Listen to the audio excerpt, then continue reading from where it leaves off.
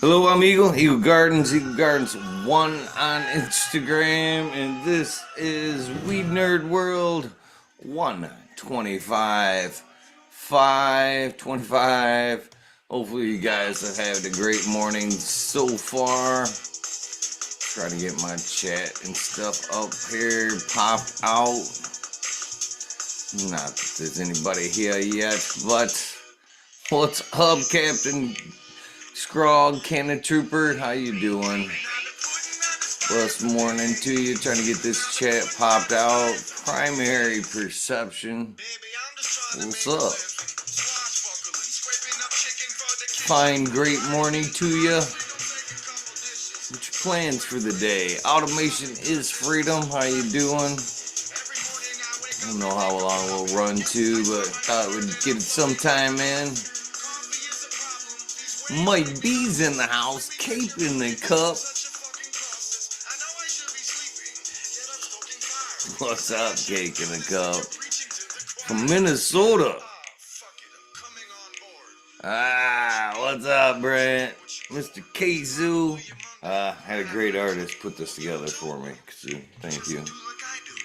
Thank you very much, man. Thought I'd log on, have a morning smoke with you guys. Woke up late, in a good mood, and thought, what the fuck? Perfect day. Sorry for getting your guys' hopes up yesterday. I had to do a little bit of auto mechanics, and it took a little bit longer than I had thought. What happened to Medically Fit? I can't find his YouTube channel anywhere. That's a good question. I know his Instagram's the same. I haven't really gotten to try to get a hold of him since the last few weeks. I am trying or thinking about putting together the organic wormhole again. You guys very much seem to enjoy that, so that may be a thing here pretty quickly. Where are you driving to, Mike? I know it may be something to do with Tanazi's channel getting taken down. YouTube's been a little funny about content and what it will and won't take down anymore. I had a random show taken down just the other day. What's up, Pizza Pirate? How you doing, man? Great morning to you guys. Little prop playing in the background. Oh, I forgot to put my eye drops in. And I'm like freshly out of bed. I haven't finished a cup of coffee. I made some coffee, grabbed the tray, and was like, you know what? I'm gonna fucking hang out for a bit. To the farm. Nice. It's a beautiful day here in Michigan. Hoping to get some running in. A little bit of work on the Tahoe. Both vehicles were down this week simultaneously, but it's all good. I know how to wrench. It's a little cold. It was cold. Got the truck up and running yesterday. Do a little work on the Tahoe today. Special to the Ed. What up?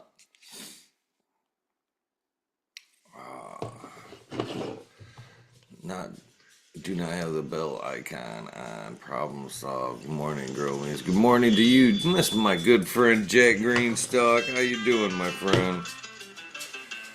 Hopefully you're doing well. Beautiful day out in Cali. Stonecape Glassworks. This is the WEedNerWorld. If anybody wants to pop in, throwing that out there. Every time, this is an older song, and he talks about put your lips to a bag of dicks, and every time he says that, it fucking reminds me of Sub. Always talking about the fucking bag of dicks. Plunger bag of dicks. Too funny. I miss you, Sub, by the way. I'm about to get choked.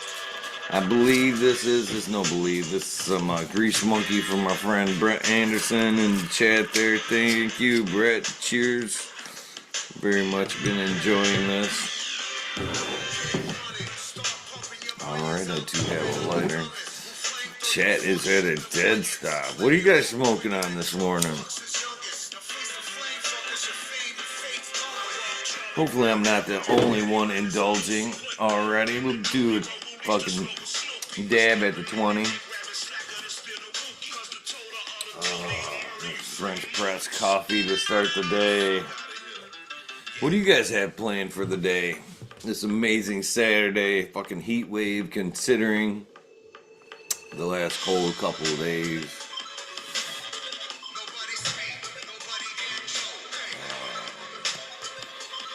And I hope you get out there and do a little bit of running at some point. Jim, I don't think I'm gonna run out into the cold. Ancient soul grown. Cheers to you if I missed you.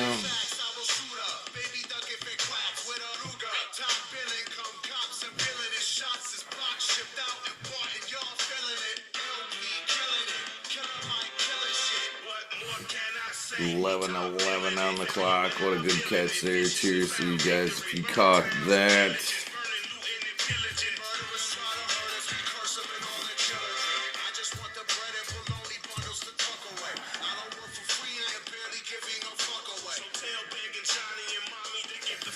Played about some Phantoms on. Nice.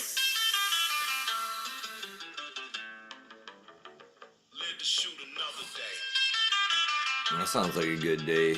Skunky Glass Works right there. It looks nice out there. It's supposed to be up into the 30s today. Perma sleep too. Token OG and a bike ride in the snow. Fuck yeah. That sounds like a good day as well.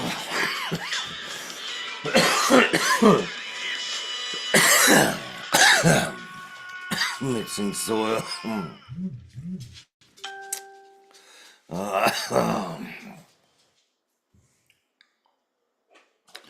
Facebook. That'd be a good day to mix some soil.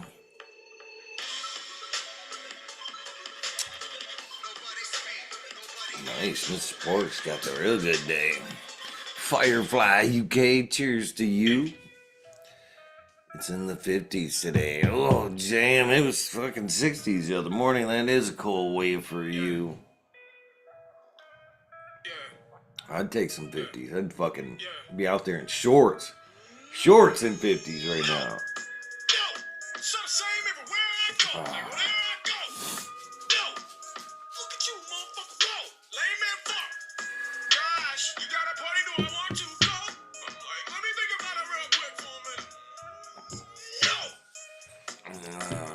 Jack is most certainly a good dude. Clay STL, what's up? Trim Jim. Trim Jim. Jim,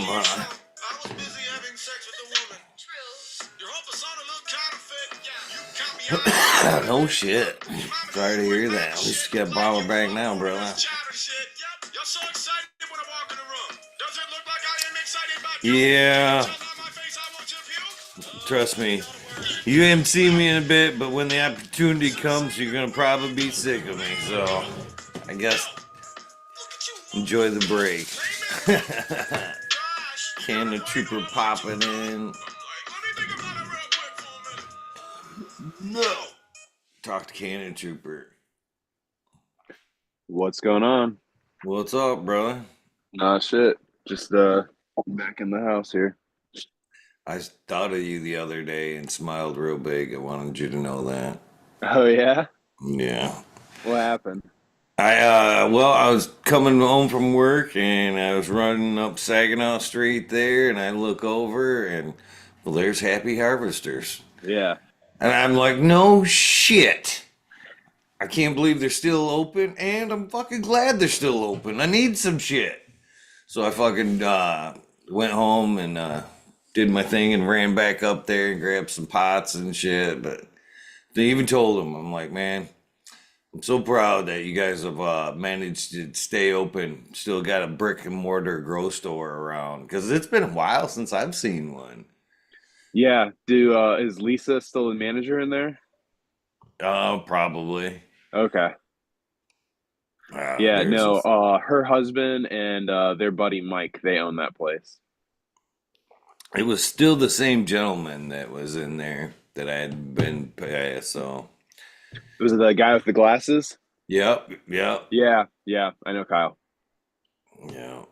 So Same, me and him used to like stock the warehouse together before he became a manager. So back in the day. same. Literally, same. Like it was like 10 years ago. I was like, wow. But I was actually very happy to see a brick and mortar grocery store. I'd fucking when I got here in Flint back, I was like, man, I don't know. Uh, I'm gonna have to fucking. Where am I gonna get my glow supplies? I'm actually been so used to not being able to get shit. It was like when I got here and went to start back up, and I went to go pop some seeds. I was like, man, I need some root riot cubes and shit. How where in the fuck am I gonna get those? And then yeah, obviously Clio cultivation, but I haven't really drove around town to see who was open and who what's open and what's not. But I was fucking sure as fuck glad to see them open the other day. Needed an up pot, and they were there. So hell yeah. You're muted, brother. Sorry, yeah, I forgot how to mute. I was like, yeah, man, they got it's really hard to find a brick and mortar place because so many online stores, even Amazon, just undercut the in-store prices.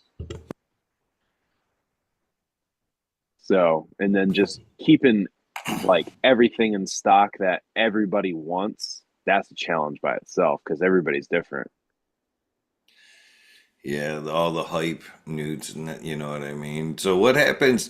Do they get obviously they get stuck? They follow the hype train, and then tomorrow a new product comes out. They're stuck with inventory, right? So Oh yeah, no, we had lights at my last hydroponic shop that I was working at. People were still buying them. People were still buying them, but the lights, the LED lights, they were like some of like the first ones to come out on like the market and stuff. And people were like, "Oh, I want to get that one." And the problem with owning a brick and mortar grow store is if you don't get everybody on the same message, you won't make money because everybody's on their own thing. And you're going to try to buy advanced nutrients. You're going to try to, what is it? Botanicare. You're going to try to get Floraflex. You're going to try to get everything, like have it all on the shelf so that you can hit all your customers. The thing to do in those situations is to focus on one and have a setup in the store and show everybody how to do it, have classes. I mean, just coach everybody through it and get them on your process and make sure like it goes like that's why Athena is successful as a nutrient company because they were getting everybody on their train and they were giving classes, they were giving out free stuff. Like you think like the free stuff, but they had a simple lineup, and they didn't put more products on it until like later on. They had a very basic setup, so it was very cost efficient for the home grower and stuff too, as well as the commercial provider. I could see that better to even counsel newer growers coming Mm-hmm. in if everybody's doing the same thing. Much easier, I would think. I think that's actually part of Happy Harvester's success. Initially, what they were doing was because they were small and the community was much smaller back then. If you were a grower and they kind of like knew you or they knew a couple people that knew you and they could get some of your information, like as long as they had that, they would do a loan. They would front you the gear until your harvest and you pay and you get and you sell it off. So that way, once you get your money, you come back in, you get them going, and then they'd help you level up to the next step. And that's literally how they brought people up over at Happy Harvesters. That was their recipe for success.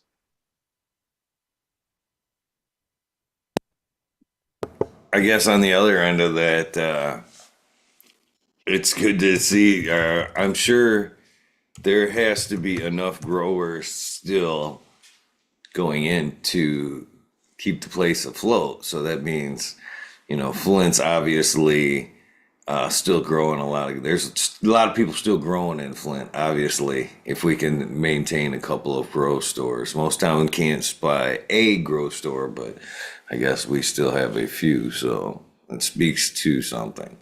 Oh yeah, absolutely. Like I'm down here in North Carolina and I was working for a company called Fifth Season Gardening. And before we sold it to the owners, I was the general manager of the Raleigh store. And like we had a Raleigh store, we had a Pittsburgh store, we had a Greensboro store, we had an Asheville store. We had 5 different locations within the company, and every week, every Monday morning, we'd have a meeting between all the managers and stuff. And if someone had like, hey, I had customers coming in asking about this, we had like a little network where we were like coaching each other on our knowledge. Like, hey, if they're coming in asking for that, this is what you tell them. This is how you sell them.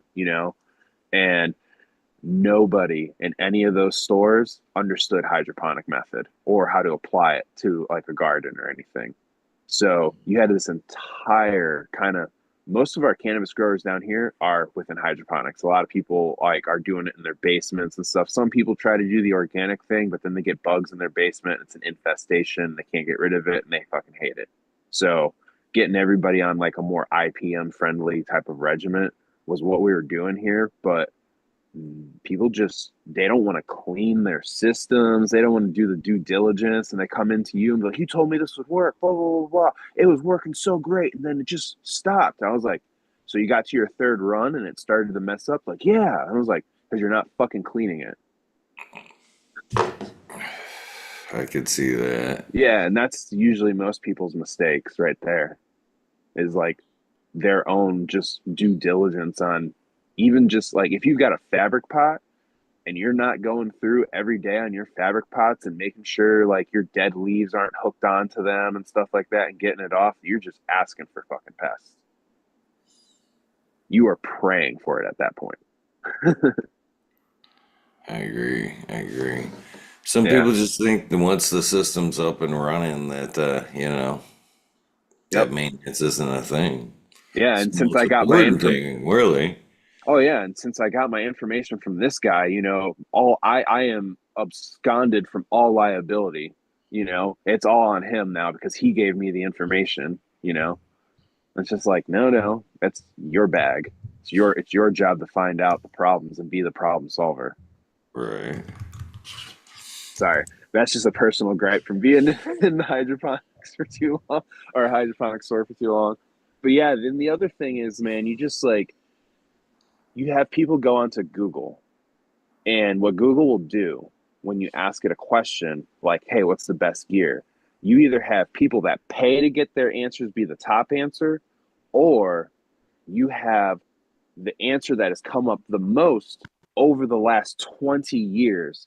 So the answer that comes to the top, look at the fucking day on which like that was the answer and stuff. Like read the date that came out of the forum or where that information is coming from, because if you read that like using deep water culture is the best thing to do, and this is what you should do and this is why you should do it and this is how you build it and stuff like that, make sure you're reading the date on that, because that could be dated from like 2005, and that's very bad and old information. Like we all know recirculating deep water culture is better than deep water culture now at this point.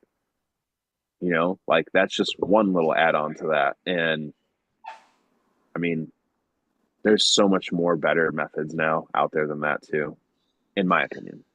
I haven't, the hydroponics is the one system that I haven't tried over the years. I'm surprised. And, that was one of the first ones, the DWC. I used to watch Hydro Hybrid on YouTube back in the day, which was like a fucking amazing grower. One plant under a fucking 1,000 watt, one plant per light is what he basically preached. And he would kill it. He was absolutely killing it with a hydroponic, the DWC. And that always kind of drew me in as far as, and I've always said that's kind of like the race car of the systems, in my opinion. But even with that being said, I never I've never went down that alley. I've always stuck with a soil or a soilless medium, instead of the hydroponics. I like doing aeroponics. I think RDWC is like you said, it's the shit. It's where you go.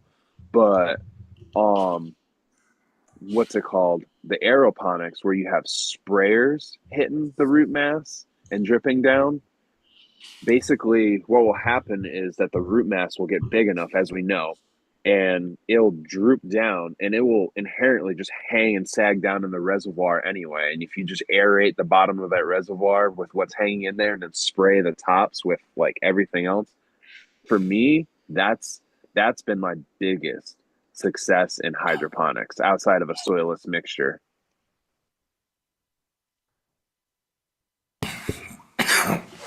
Yeah, I don't know why I haven't. If it's just maybe well, temperature's always been a thing in my grows. So I think that's been one drawback reason why not to. And again, I think the other reason is just the fear of problems.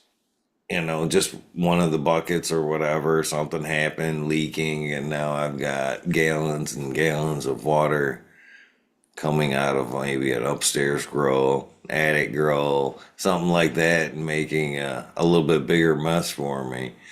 So, Yeah, my hold on. Yeah, my recommendation for anybody who's getting in the hydroponics, get a wet vac.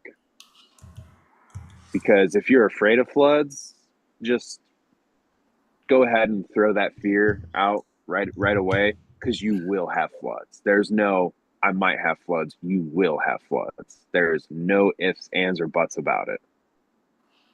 So it just it happens. Shit breaks. Fucking timers don't go off or open up like solenoids or valves or drains at the right time. It happens, man. There's a lot of moving parts. I'd be fucking pulling some technologies in from the trade world, man. If I were to go hydroponic, I'd be trying to set up like some of these water sensors, like you can put on like a hot water tank. You know what I mean? That goes Oh off yeah, and shit. I'd want an alarm on my phone. There was a drop on pot five and shit. Oh no. bro. For work, I like when I'm on call for work, I'll get a call in the middle of the night and be like soil moisture low sensor reading. Have to go in and I look at the graph and I look at the data and I look at like its power and stuff like that. And it's like, oh no, it's not low soil. That fucking sensor died. I got to go in and replace the sensor. So That's like growing on a whole nother level right there. yeah. So it's like that level. But yeah, as far as like water temperature is such a crucial factor in hydroponics and very, very hard to one obtain and two to maintain in an DWC or RDWC or an aquaponic setup because you have pumps and you have you have air pumps and you have water pumps. The water pumps are going to create friction and heat up the water, and then the air is just going to create friction against the water as you like dispense bubbles into it. Plus, the air going into the water will drift your pH because what it's doing is it's actually remediating the water and within 48 hours your nutrients are going to be completely broken down in that aerated medium. So you have to full replace all liquids every 48 hours. That's wild. Yeah. That'd be again. I mean, it's what the dedication of what you love and what you want to get out of it. I guess Oh, yeah. maybe that where the other drawback is because I was always trying to work for which never worked. By the way, uh, a system to where I didn't have to be there all the time or, be so dependent on me, which again never worked because even in soil or, fucking cocoa that I was always there, fucking, there was no difference. I was always there. Yeah. Hydroponics is very unforgiving. There are no training wheels in hydroponics. So You mess up, you're not just gonna see it a little bit, you're gonna see a lot of it. Yeah, yeah. Yeah, soil has been very, I mean, out of everything I've tried, I've got to give soil the, respect that it's been 100% the most forgiving. In the last few years, my schedule, my shit's been fucking not as on point as I would like it to be. So there's been times where I haven't been able to get to the grow or the girls and fucking, you know what I mean? So Yeah. well, can skip a day of watering and be all right, to where cocoa, you're fucked. You stick, you skip a good day of time and some cocoa. Still a little bit more, forgiving, but With automated systems, I feel that a soilless kind of like pH Pro mix is like super training wheels, but then cocoa still kind of training wheels, and then rock wool is like the hardest, most unforgiving substrate that you could go to. again, that's another one I've never ventured down the road with either. So, cocoa was Man, always my favorite. I always considered cocoa like the my best. 50-50 medium. I was almost to hydroponics because I was watering so much, but not quite there. You know what I Yeah. mean? So So, I've seen something I've personally always wanted to try. I don't know if anybody in chat might have tried this, but doing cocoa core with a layer of sand on top. what's that? With what on top? A layer of sand. Oh, I don't know. We talked about sand for a while. What Now would be the using it, yeah. benefit of a layer on just to keep the bugs down? Keep the bugs away and everything like that. My only fear of it is that it's going to affect transpiration rates within the soil medium when it's drying back. That was the reason I went to cocoa. That was but the worry of bugs, period. You know what I mean? Worked me away from soil. And then that fucking I was even getting them from, I was there's a place on I'm it's gone, so I guess I could talk a little smack about them. They were fucking right there on Linden Road in Pasadena. There's a grocery store there. And I was Okay. grabbing my Pro Mix from them. They had a good deal on it and fucking but I started getting fucking fungus gnats in that. And they're like, yeah, there's still enough organic material, it's still gonna draw them in. So I went to straight up cocoa. I was everything I could do to try to get away from the bugs in the bag. And even looking back, I kind of wonder, because we are in a fucking large scale company world, and it's gonna be like fucking the big three. Can they contaminate our fucking ingredients? You know what I mean? The things we use just to discourage growers or, take out that market. Actually, what it is your local hydroponic store and the distributor they get it from are your culprits for picking those up.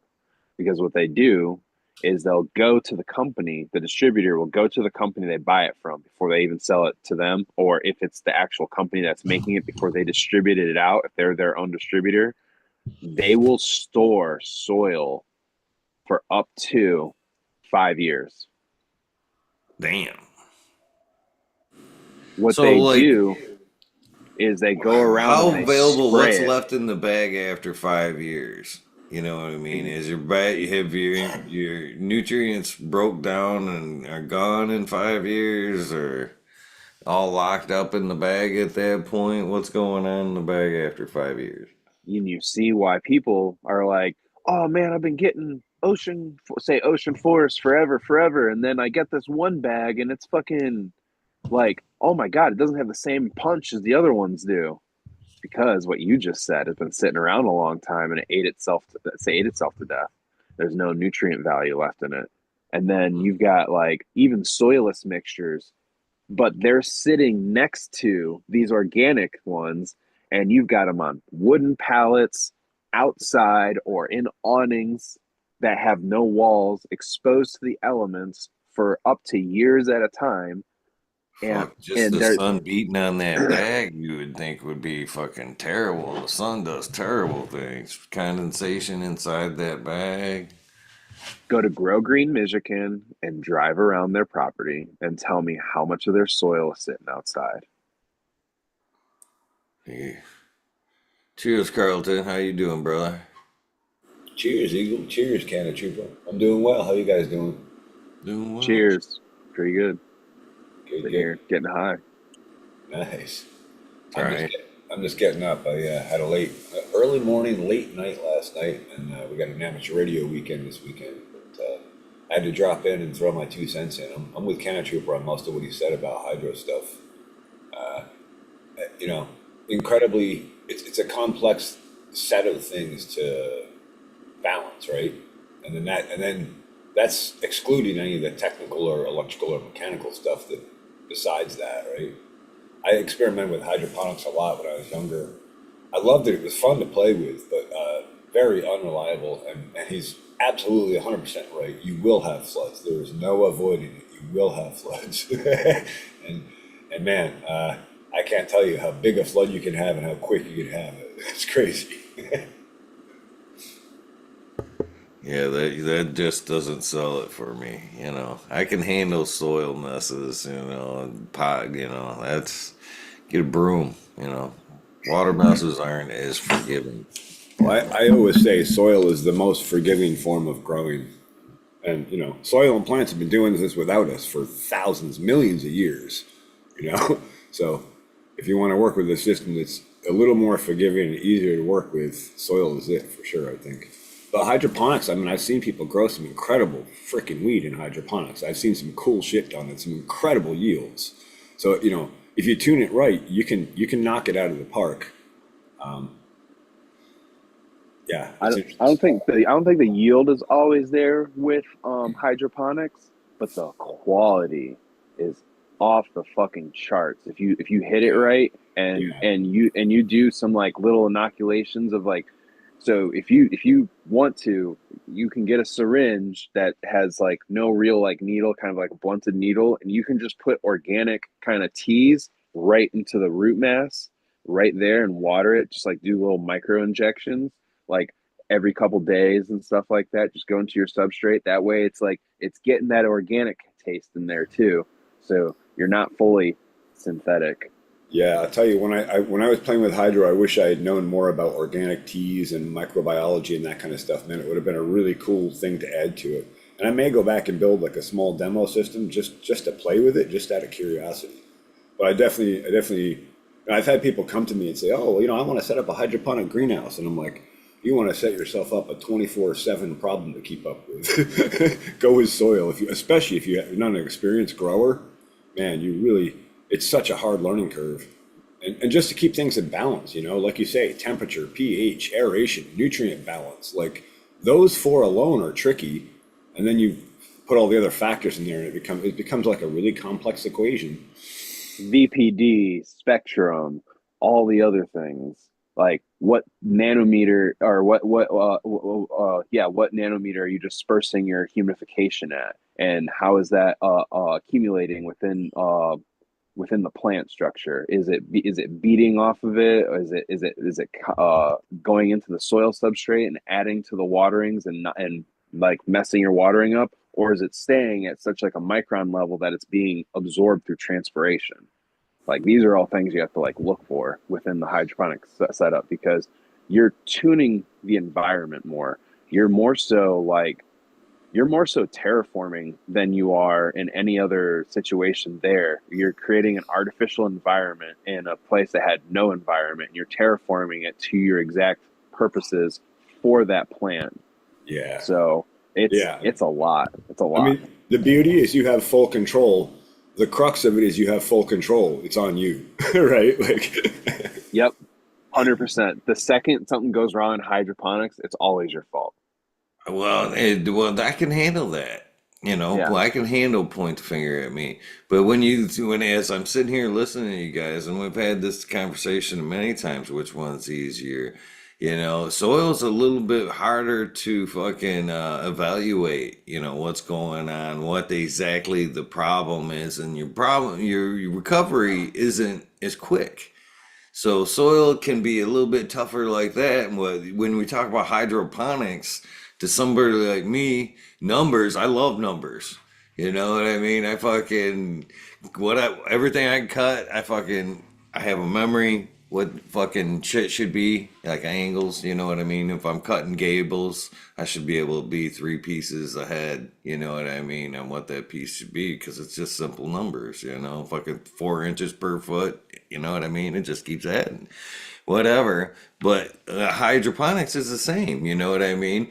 pH should be this. You're adding this. This is what your value should be. Your ppms and your sauce. Fucking, it's all numbers, and it seems like it should be easier, but it doesn't. That's not necessarily seemingly the case. So, which is your guys' favorite? Which is, I I hold on. or which That would, let's ask this. So, with that being said, which would you recommend to a beginner? You I tell would them recommend soil. doing hydroponics first because soil hydroponics can be easier in the first early phases, especially with like a drip irrigation system, because that's like it's the best, but it's also the easiest. And basically you can just set things up on a timer. I mean, if you're looking to go and be the best and everything like that, that's different. If you're looking to just like get something, do it, and just kind of have a hobby and explore it a little bit, hydroponics 100%. Because like you were saying, understanding the soil, there's a science to that. There's a lot of things that are there's not a lot of information being given to you. There's more you having to interpret it yourself with soil. Whereas hydroponics, there's so much data, there's so much information, and it's up to you to make sure the numbers line up and they're right and they're where you want them to be. Like I said, it's all on you. Whereas with like doing soil, a little bit of it's up for guess, but when you fuck up in soil, you really fuck up. So it's just soil is going to be a little more scientifically complex, and hydroponics is just going to be kind of, I don't know, a numbers game. You have to be mechanically inclined for hydroponics. So if you're not mechanically inclined, I would say soil. If you are, I would say hydroponics. But hydroponics mostly, just because I mean, it's going to give you better results with a lot less work. Yeah, I would say that's a good beginner's approach because you'll understand the basics of the values of water quality, pH, like all those pieces still apply in soil, but in a very different way, right? And soil microbiology regulates a lot of those pieces for you. So you kind of have to learn to read the soil biology, the plant, the environment. It's a more complex equation to understand. So yeah, like a flooded drip system, or something simple like that for hydroponics is probably a good place to start because it'll teach you a lot about the basics of growing. But again, even with that, like all it takes is a pump failure while you're away for the weekend or at work for a day, and you come back and the lights are on. You've been gone for 12 hours. They've had no water. Everything's wilty. They've taken a lot of stress before you get a new pump in there, assuming you have a spare in stock. And yeah, it's a lot of complex equations. But yeah, I agree with Counter. It is a good place to start because it's a great way to learn some basic stuff and have a handle on what the data value should be, right? Before you Yeah, like I said, it's actually giving you information, whereas soil, it's not. It's for interpretation. So like the beginner setup, like you're gonna have information and like kind of numbers to go by. Whereas you're not gonna have that with soil. You're gonna be like, what do I do? You know? But yeah. go ahead. I was just saying, yep. Yeah, so what's your favorite method? Buying. Me, Go. Yeah, like what do you like? Like do you like cannabis grown out of soil grown, or do you like it hydroponically better? I like soil outdoor by far. Okay. Me myself, I don't. It doesn't matter to me. I'm not biased by any either way. I appreciate the flavor claim from the soil, but I've grown fucking in cocoa and other mediums where I'm supplying artificial nutrients to the plant and crushed it. You know what I mean? It had plants side by sides with terpene profiles that just stood out. So I don't necessarily buy the claim that, soil in general is better cannabis. I believe it just relates back to, as you were kind of saying, the grower itself. Yeah. Quality you put in is quality you get out. 100%. I personally like a combination of the two. So it's like a sin organics there. Yeah, you use your synthetics as your base and you use your organics as your additives. That's funny. I almost see it the other way. Use your organics as your base, and well, not even synthetics, but personally, I'm a fan of foliar feeds. Man, you can do so much with foliar feeds if you have the right formulas for it and you know how to target the plant's needs. Man, you can take a deficiency and turn that around in 24 hours. Whereas, through the soil, you're looking at probably 3 days, could be as much as 2 weeks, depending on the amendment you're using. Yeah, the foliar is mostly how I would say apply your teas and stuff like that. I would do a foliar and just do like a little soak on the top real quick. But with the organics going in onto your top layer, that could attract bugs. So you really have to have your IPM like on point, especially in like a hydroponic setup. Well said. Yeah, I've always been a little lenient on the foliar too. I don't like spraying nothing on my plants if I don't have to. It's one of those things that, again, where my worries come in. I'm spraying 9 times out of 10 some kind of organic matter on the plant, moisture. Then I'm gonna have points put it in darkness. It just has always seemed like beneficial, but yet it has its drawbacks. One of those catch 22s, You're mold, bugs, you know. And how much of the benefit is worth the risk, I guess. your points are very valid, and I will say there's only one company's products that I use for foliar feeds, and I've tried other companies, and I've had all sorts of issues with them, and that's that Advancing Eco Agriculture, and they're regenerative farming nutrients primarily, but they do support some canna growers. But man, their formulas are scientifically deeply researched, well formulated, and if you use them targeted how they instruct you to use them correctly, they're very powerful tools.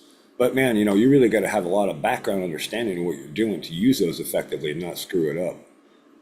So I I'm hear what you're saying on all of that. I'm gonna put that with the diligence of the grower. You know what I mean? If that grower's gonna be there and rolling around expecting all the plants and everything, and maybe, but if you're that grower that just gonna, a 4x8 tent, let's say, where things don't move a whole lot, or you can't get beyond the backside of that plant, and that's where I'm talking about. Maybe room versus tent. You know what I mean? Yeah, that's a huge factor here that we're not, where it's kind of like the elephant in the room, right? Like the size of the grow area you're in and in the environment you're in makes a huge difference. There's a huge difference in performance between my 10 by 10 lab and my 4 by 4 lab. The 4 by 4, I struggle to keep things like happy and balanced in there. It's just such a small space to keep humidity and airflow and light where you want it is much trickier, I find. Like that 10 by 10 is like, there's 3 different lights in there. I can adjust the intensity and airflow. I got multiple fans. Things are more uniform. It's more like a real environment. Whereas in that small tent, it's hard to get airflow to be even uniform and to regulate everything nicely, smoothly.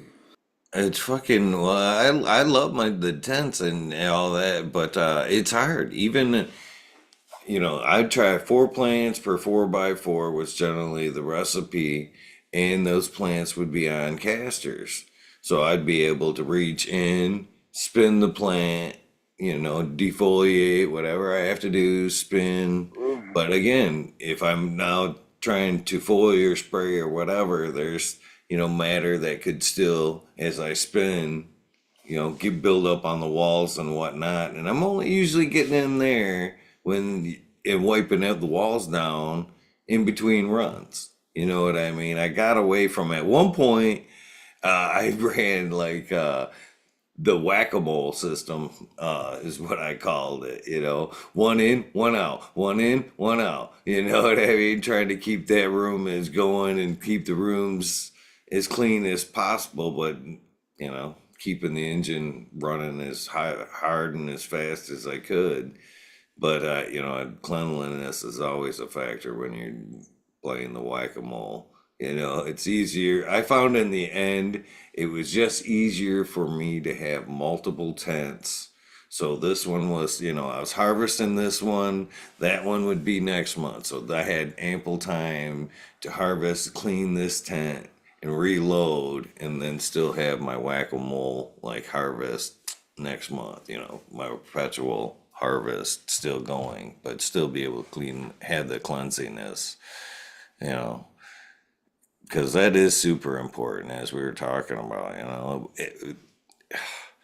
Yeah, so tents and all that are great, but it can be, you know, deep, as far as foliar spray and shit like that, you're very limited, you know. I'd feel very, a lot better, you know, foliar spraying in a room or something like that where I know the plant wasn't rolling against the wall constantly. Yeah, I mean, I like to do my much prefer. I find foliar feeds are harder to manage in an indoor environment in general.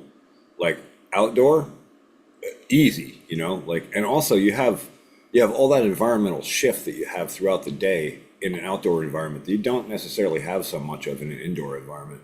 Like outdoor, you get good winds and breezes, you get like sun exposure, you get this fluctuation in environment. And in a lab, you know, it's easy to overdo a foliar feed, and next thing you know, you're you're going downhill. And I agree with you on cleanliness. I mean, cleanliness is next to godliness is the old adage, right? And that's right next to cannabis. So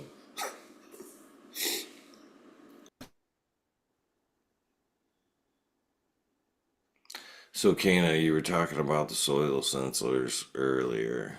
Yeah, how much can you? What is it that's growing in that soil? Can I ask that? Corn and soybeans mostly. That's not, you know, there's no shame in that game. So, Yeah. are you guys noticing, you know, like a higher nutrition density when you guys are on top of the soil? I mean, what's the positives to, you know, monitoring that high just to figure out what's going on, or are you guys trying to figure out? Basically, what you're trying to do when you have like a soil moisture sensor in the media and you have a drip irrigation system, basically a drain away system. Um, what you're trying to do is you're trying to do something called crop steering, and you can drive the performance of it depending on the moisture content of the soil and the water potential within the soil. And basically, it's just drybacks. If if you're just trying to get it to like 30%, let it dry back, and then once it gets down to like a certain like whatever your percentage threshold is, then it bounces it back up to 30% by initiating a watering, and then it stops that watering once it hits that 30%. That's what the soil moisture sensor will do for you.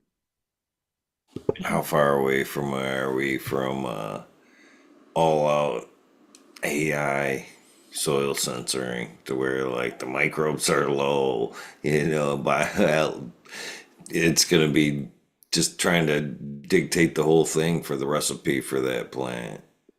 I mean, they already have AI running some gardens. So, but the thing is that like AI is just going to, you're going to need a lot more sensors if you're going to have AI. You're going to need to have like infrared FLIR cameras.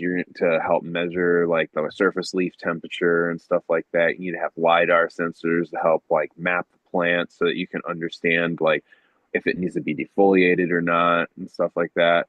And then even further on, like when I was doing ROVs, which are remote operated vehicles, like I've got a license to do like that, like international license and pilot's license for it. We have arms on those things called manipulators. What I'm waiting for is manipulators to be readily and tactful enough to be able to defoliate plants for you. So you have like arms that will come up to each plant and just go around, defoliate, and then go on to the next. So like when you have leaf strip days and stuff. They're doing Breaks that my on heart. they're doing that on farms at at large scale. I love that idea. But yeah, they're doing that for harvesting and all kinds of plant management now. But man, like you say, the data you feed that system is super critical, and it's got to be robust, finite. You have to have every sensor. Yeah, I mean, you have to have like God, what are they fucking called? Accelerometers, and you have to be able to like understand like the shift and stuff like that in your trays and everything too, because like it needs to be able to move things around for itself so that all the equipment can be moved to help assist in the growing as well. Because you'll have like we've had robots at work that go up and down the hallway and do like lidar scanning and temperature sensing and stuff like that. So like that's coming. That's so. I'm gonna put Smiley down as like kind of AI. He was kind of talking about doing that a long time ago, if you remember. But that Yeah, breaks I've my been talking heart. about that. Yeah. We're going through with a temperature sensor. Remember Uh-huh. him talk about going over the canopy and being able to, think he thought that the ones that were lower in temperature were the ones that like needed some kind of attention, needed to be watered or were lower. So is Yeah. that what you're kind of talking about as far as like the Well, that's what them AI being will able to? AI will help determine that actually because it will have all this information and it'll analyze it and it will run diagnostics and kind of just like tests off of that and it's like it'll run models within its algorithm and it'll determine which route is the best way to go if what you're saying lower temperature higher temperature is better. Wow. So but to go back to what was said earlier, like every setup is different. It doesn't matter if you've got four tents in a room and you've got it exactly the same. The thing is that those tents are occupying like a different quadrant in that room, so they're all going to be different in that space. Whereas every space that you move into is always going to be different because of some structural demand or something like that, you're going to have to move something just ever so slightly. So no space is ever going to be the same. So that's another reason why AI is so critical to like cultivation in the future because it takes us a couple runs to figure that out. They could cut that time down. They could cut yeah, that down to in the middle of the run. yeah. And if you don't believe that, man, just take a walk through any room with a FLIR camera. You'll be surprised the fluctuations you can see just in thermal energy, and that's disregarding every other environmental factor, right? Well, what you're talking Oh about yeah. scares the shit out of me. I'm literally in my head seeing like some fucking AI, like oh, basically like a space age white, clean, super clean white room where you see some white AI fucking robot and shit just fucking deleafing and fucking taking care of plants and shit. That'd be like, I don't know. That should, I don't know if that's a beautiful scene or if that's like horror, to be It's honest with you. it's almost perverse from my perspective. I mean, it's cool to be able to get that kind of data and study plants and isolate, those factors down to the minuscule value to understand the systems. But at the end of the day, nature does a pretty good job of it. I like working with nature in general. Same. Angus says, "What's wrong with tipping the pot? Nothing. That's always I've been love the hands-on growing. I've fought automation from the whole time. If you watch back the show and you guys have talked about, yeah, well, I'm gonna get in fucking automatic watering. Have I not always been? No, I love the fucking hand watering and getting in there. There's that. I still believe there's something to be said with the individuality of, tipping that pot. That was, knowing that weight of everything. I mean, you're absolutely Absolutely. right. I mean, that's why we're trying to make the machines be us instead of us be us in the room. Yeah. For me, I think the biggest, like one of the bigger things in watering for me has been the combination of top and bottom watering feed. I've went back and forth. At one point, Mr. Type, rest his soul, miss you, brother, talked about bottom feeding, getting the shoes wet, basically, and it was great. But I still think it's a great way to dictate what we were talking about earlier. Fungus gnats, man. If you can keep that top layer dry, which another good tip I took away from Miss Jill earlier on was keeping a fan blowing down low. Not just up high and keeping the leaves shaking, but something underneath the canopy blowing, because fungus gnats don't like to fucking fly in that breeze and shit, was what she'd say. It's a fucking, it's a volatile place for them to be. They don't like it, so, and keeping the layer, it helped keep that top layer dry. So if you're bottom feeding, you can still give the plant what it needs, and it gives less chance of fungus gnats up top. But the combination of the two, giving her a couple of fucking filling that tray up, letting her drink it down, filling it up, and letting her drink that one down, and then maybe giving, what you were going to give it. Maybe say if that plant's getting a gallon, you give it that final third up top just to push. And that's what another thing I always kind of thought, even in um the what do you call it there, fucking stoned, the fucking the pots where you feed, they have the tank under the bottom there. Smiley was running them. The DWC or No, no, no. Anyways, I know what you mean, the pot with a reservoir underneath. yeah, fucking stoned. So even with that, uh, oh, you're getting your plants usually working in your bottom two-thirds, because that's where your soil's always wet. I always felt if you watered once in a while from the top, you would dry everything down like a reservoir of nutrients, something that wasn't quite getting used as much. Or you could top feed and push shit back down into sips. Thank you, Earth Pots. Thank you, Chad. okay. Push it back down, into the root zone that was more active, because roots necessarily don't come up; they just went down. So every once in a while, it was great to do a top watering, not just always bottom, bottom, bottom. A combination of the two was nice, unless you had some type of infestation there. Excuse me. Yeah, I'll tell you one thing I noticed last year when I had the big lab cranking. I actually had tomatoes in there, but man, I started doing some heavy foliar feeds and stuff, and I got those plants cranking, and I started seeing all the roots coming up to the top because I was feeding from the top. I literally had like networks of white root tips coming up, and I had to keep adding mulch on top because they were getting up and like drying the tips of the roots out. Yeah, I hear you with that. Hey, you said you were growing soybeans and corn, can trooper. Is that in DWC or in some sort of hydroponic? That's just a micro drip. Okay, very cool. Are you testing any of the yields or? I'm not testing them. The scientists are testing them. I work for like a big bioagriculture firm. So Very cool, man. Very cool.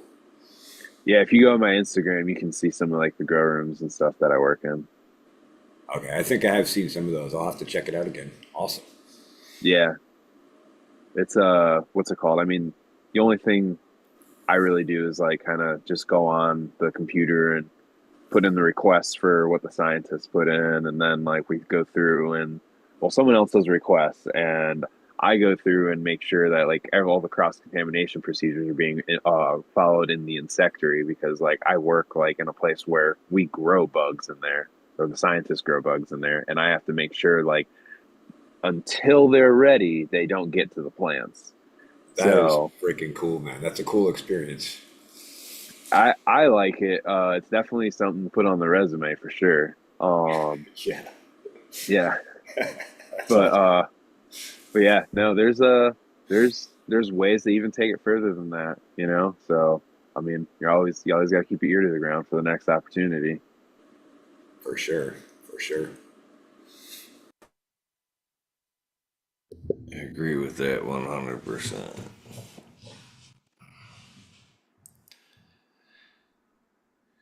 You can always, anything like that we've learned over the years anyway, you can always bring things back to cannabis. You know what I mean? There's even in real life and other trades, you can watch something and be like, oh, you cut that metal like that? You know what I mean? For instance, or, in my Hmm. case or whatever. I never thought I could take that or apply it to what I was working with and go and try it. And So I had a Yeah. customer that kept coming into the hydroponic store, and they were asking me like about growing and how we're talking about all this, and they're just like, you know what I do? And I was like, no. And they're like, I work in environmental engineering and I do remediation, and everything that you're talking about is completely applicable to what I do. The gathering of the information and taking the pH and like what is it, TDS, and like getting the like all the different like measurements in. Sorry, I'm stoned now. And basically, dude, it's just that's actually how I got my job in environmental engineering. Was like I just was talking about cannabis with somebody, and it just went from one place to another, you know. And I ended up working in a remediation department and like working on some pretty like big name accounts and stuff, and doing some pretty cool things. I'll tell you another shout out to Johnny Caniseed, a blending of, taking something from another agricultural means and bringing it back to cannabis was the sand tech for cloning. Taking the way they clone fruit trees, take cuttings of the fruit trees and get some through the sand. So bringing that back home to cannabis was again, you can always bring take something from somewhere else and bring that, apply it to something else, and sand tech was that was nice. Have you ever tried the sand tech as far as taking clones? Either of you? Not like directly in the sand, but like I've used like sand mixtures, like sandier mixtures for like water and or moisture retention. I tried sand this spring actually for fig cuttings because I was having some issues with other methods, and man, it worked great. But I will say that sand is freaking heavy, man. It's like it makes it very difficult from like if you have like a little tray of cuttings, that thing's like 50 pounds, whereas a tray of cuttings in like a Pro Mix or any other medium is like, maybe 10 pounds.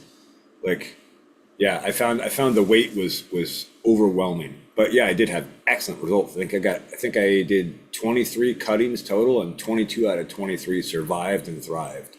So definitely had some value. I did use some foliar feeds and stuff to help, assist that rooting and propagation process. But yeah, sand was a nice medium. Didn't see any fungus gnat issues. No, none of those other issues that we can sometimes see in like soilless mixes or soil mixes or any of that kind of stuff. So I do like it from that perspective, but very heavy. I wish I could find a sand that was lighter. There probably is something, but it's probably expensive. So they would probably be a good way to even maybe take your cuttings for, say, a hydroponic method or DWC to where you could just, because you didn't necessarily take the sand with the cutting. You kind of like just kind of gently pulled them out of the sand once they rooted, because the sand was pretty much reusable part of it. Oh, that was one of the beauties of it. Yeah, that you could pull the cutting right out of the. You can just go through with your fingers and pull the cutting out. Oh, that looks rooted. Okay, let's go. And if it wasn't ready, you just kind of tuck it back in, make sure the stand was moist enough. Come back a week later. Oh, now they're ready to go. Good. Yeah, it was a really nice way to manage that kind of stuff.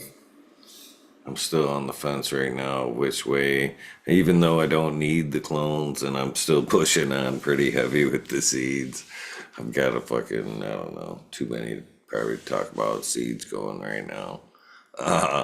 But as I was talking about the other day, and as you prune them plants back, man, it's hard to just throw the fuckers on the floor. You know what I mean?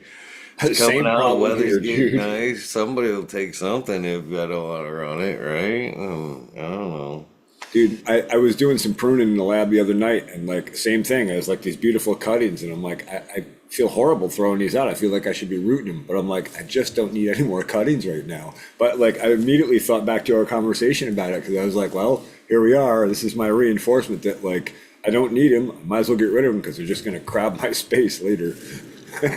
Yeah, I don't know. So I have been, thinking about uh, how do I want to start doing the clone things again? Because it has to, you pretty much, even though you have a method that's tried and true, in my head, I've done this, started over so many times. You have to just design the room for the room, necessarily the oxycloner might not necessarily be the jam for that room. I might just be better off taking some cuttings and dipping them in some fucking rooting gel and using the root riot cubes, upside down pyramids. It's been pretty tried and true. I don't necessarily like the peat pucks, so I'm trying to necessarily come up the best which way I want to, because I don't want to necessarily, I'm not ready to spread out of that room yet, basically. I'm trying to do a smaller version of what I had in the other grow is, try to do a couple tents and run multiple phases, so I can the 24-hour veg has always been tried and true. So I'm pretty trying to at least have at this point trying to have some babies or something that with a light that's either being powered by one of the open tents, which is a decent way to keep a veg too. You can keep some stuff under a low wattage bulb and just between the tents coming on and off, from them lights, be able to keep some shit without having to add an extra light. Yeah, but so I'm trying. That's what I'm shooting for. Is trying to have at least somewhat of an out in the open veg clones, cup moms, and then have two different flowers. Try to have that perpetual. Get back to it somewhat of a perpetual, but on a smaller scale. So space counts, heat will be a thing. I don't want to bring too much extra heat, but, so I'm try to decide if I want to do just like a clone dome or set up the oxycloner, which would be my next, best. I've had great luck with that. So, but I don't even know if I need them. That's the other thing I'm trying to say here. I don't even need them. Basically, I just need a place for the veg. I don't necessarily need uh, a clone area. So I don't know. I mean, it's possible you could combine those two areas and like make a sub area for cloning, but that could be tricky. At one point, I was there to almost try to double decker a fucking one of these 4x4s. Put a table in there with a small light under there, so I could have like a small veg area, and then have one up top. That's actually, I was gonna say, I usually recommend the people like for your veg space, you should have a shelf in there, and on the bottom shelf, like have your cloner and everything. Like if you're gonna have Right. like a say like a cloning machine that has a reservoir or something on that, have that on your bottom shelf. Have the little LED strips above that thing. That way, no heat from lights come up onto the reservoir on underneath it. It's lower to the ground, so it's going to get the coolest temperature in the for the water to stay cold in that cloner. And also, if there's any leaks, it goes on the floor and doesn't drip on any plants or any power. And then you just have 2 to 3 shelves above that of the next 2 to 3 phases, and then you have the floor open, or you have another bigger shelf like you're saying with it's a double decker, and then you just have everything staggered, and it all feeds your flower room. Yeah, that's spot on advice. That keeping the cloning down low, where the light is lower, you're helping keep the plants in more of a cloning environment. You're keeping them cooler. Yeah, that's spot on. That's Uh, That's where I've I had the do most agree success. with that. In this environment right now, these fucking floors are fucking freezing. I wouldn't want shit on these floors right now. My cloning, if I were to put some clones in the first 2 feet of this, you know what I mean? In any of these rooms, I believe they would suffer. I think the only reason those plants are doing as well as they are is because they're in a tent in a smaller, warmer area. But these floors in this house, I have the whole time I've been here, I've literally walked around this house and looking for the air, an end where it's blowing under the house or something. But all solid floors here, and man, I That's don't. you can get like a fabric mat that's got like conductivity coil in it and stuff that'll heat it up, and you can just heat it, like you can attach it to a plug, or you can attach it to a little like some sort of potentiometer that regulates the temperature of it, and it's super cheap. You can buy a huge ass blanket on Amazon for like $60. Right on. Yeah, that's one thing, and another is like, don't forget you have simple tools like thermometers. Put a thermometer on the floor, see what the floor temp is, and then Cool. take a bin with water in it just to simulate it, right? Right. And try moving like say 2 inches buffered off the floor, 4, 6, 8, 12. Figure out where that sweet zone is, and use that data to drive your design. As I think about it, man, I haven't even used it in forever. And this is one of those like unnecessary, in my opinion, things of the grocery stores. Well, the seed mat, I still have a seed mat out there in my box of shit. You guys know what I'm talking about? It's just like a fucking heating pad. Yeah, Basically, get that puppy out. I have one too. that by the way. I have like a little one, and I use it for keeping my shaving cream warm when I go to shave my head. That's funny. I have a reptile lizard heater here that I use for my ashtray to help make the smoke rise right to my exhaust fan when I'm smoking. Nice. Oh man, yeah. Hell yeah. It's funny, like the little things you find purposes for all these things for. Oh yeah. A lot of that stuff, man. It's hard to part with because it is just like a photo book, really. You guys give me a lot of shit for dragging around a lot of this old shit, but I don't know how many times I've picked up that fucking whatever, that seed mat, fucking little piece of something, and been like, yeah, I remember that phase. I remember going through that. It's fun. We call that hoarding. We call that hoarding, Eagle. All right, Yeah. it is a bit of hoarding. I try to clear that stuff out. If I haven't used it in 5 years, I try to get rid of it because like it's easy to have a huge pile of equipment that you'll never use again. It's heartbreaking though. All right, at least I've Spend got money. it down to tools and grow shit. I'm just teasing. It's heartbreaking because you spent money and time and energy learning how to use it, buying the equipment, employing it, setting it up in the space, and then you evolve to something better, and it's like, now what do I do with it? It's like, try to repurpose it, but if you run out of purposes, it might be time to kick it to the curb. Yeah, usually you try to do those things in phases so that like you're at one level and you're trying to stay ahead of everybody so that when they're getting to that level, you're ready to sell your shit to them. Yeah, Yeah. I agree with that somewhat, but I don't know. You find ways to reuse stuff as well, though. I've came back to stuff. I'll say the AirPods.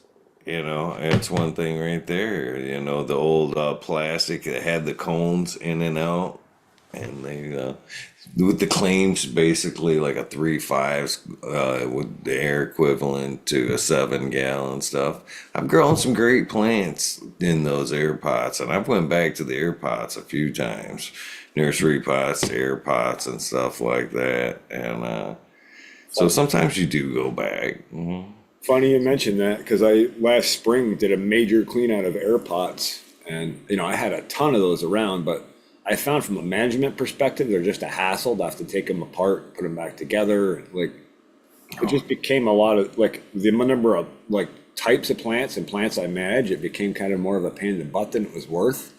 And like I tried to sell them. I tried to give them away on Facebook, and nobody would take them. Those things are like 15 or 20 bucks a pop, at Oh yeah, least back in the I've day. got It's like hundreds what a of them. shame. I've got hundreds of them. I know. Tell me about it. That Justin's meds. I could just passed him a fucking stack of like 30 or 40 of the like half gallons for like flood and drains and stuff. Here, give them a try. And that's another thing, man. Like, say they've come up with now tops, like a drip tops, nice spreaders that work great, would work great for them cocoa. Flood and drain. If I were to go back and do a like flood and drain, them pots in a flood and drain would be fucking amazing. So there's, I don't know. I find myself going back to them every so often and enjoying them, but end up putting them back for one reason or another. Just because I think the last time they don't work well for soil. They're great for like cocoa and shit like that, but I didn't find them so great for So hard to manage moisture in soil, I find. Yeah. as far as cleaning them though. They were kind of a bitch until I come up with a system, and then they weren't so bad. It ended up being just a fucking like a 50-gallon tote in the backyard with a fucking long bristle brush.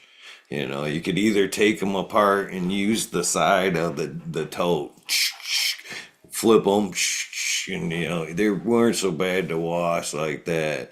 But I've always been, and that again, I think we get back to people don't do that shit anymore. Even in the soil grows, man. I think it's always been super important to wash the pots in between. I'm weird like that. I had a guy ask me the other day, why do growers throw out their soil? And I'm like, I struggled with that question because I'm like, well, nowadays they're trying to get away from it, but we still had, back in the day, we did it for multiple reasons. We thought the soil was spent nutriently. We didn't want to take the chance of pests and shit being in there the next round. And, there's too many drawbacks to reusing the soil. But nowadays, we're trying to, preach more or less to reuse the soil. But in the back of my head, the pump and dump seems right. I have to say, like, I love the idea of reusing soil, but what I found is you can't necessarily reuse it for the same type of plant. You're better off to like repurpose that soil for something else, and then you get some benefits out of it. But yeah, you can bring your own problems right back into yourself by reusing the same soil if you're not on point.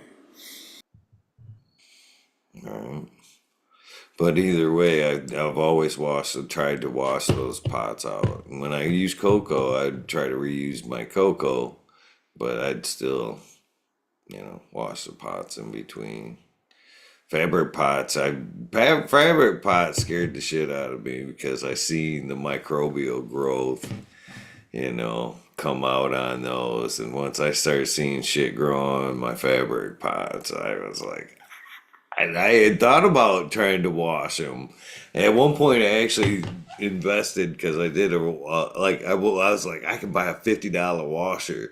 You know what I mean? And I'll just fucking leave that bitch out of the garage. That thing will do nothing but wash fabric pots. But yeah, that was a short-lived idea there. So I couldn't do the fabric pots, but the air pots were that nice medium between them.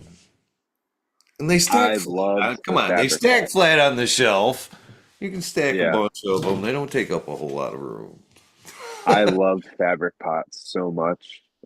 Especially when I was like growing in Michigan. I'd get the premium, like what are those? The saucers, those black saucers.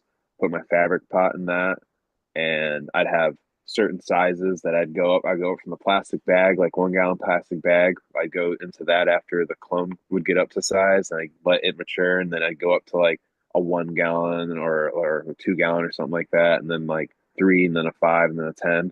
And I had like a whole little system, and so I just buy those sizes in bulk, and I'd throw them out after each run because I was like, It is so much more worth it to just toss these things than to potentially have that financial deficit of not having a harvest and spending all the money trying to save the harvest I'm about to throw out. Simple risk reward analysis, man.